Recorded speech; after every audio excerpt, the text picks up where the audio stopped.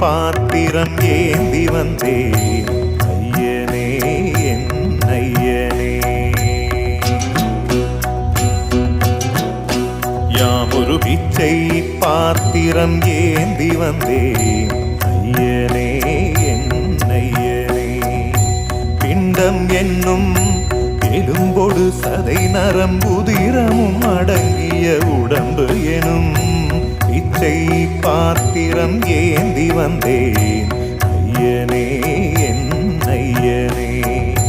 பிண்டம் என்னும் எலும்பொடு சதை நரம்புதிரமும் அடங்கிய உடம்பு எனும் பிச்சை பாத்திரம் ஏந்தி வந்தேன் ஐயனே என் ஐயனே.